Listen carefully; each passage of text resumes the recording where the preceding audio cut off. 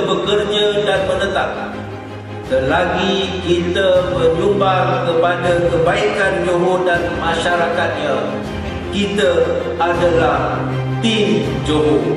Kita satu pasukan.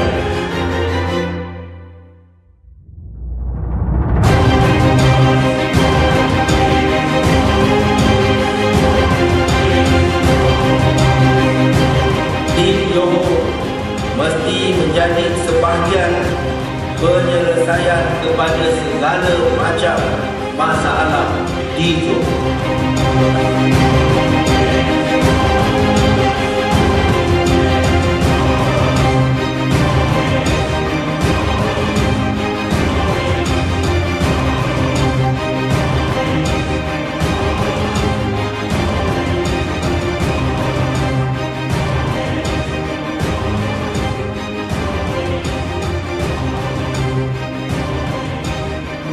Sebab kalau dia kesian tanding lagi, pimpinan Barisan Nasional Gelar Patah akan beri dia saingan yang begitu kuat. Sebab dia tak servis, dia nak kursi je.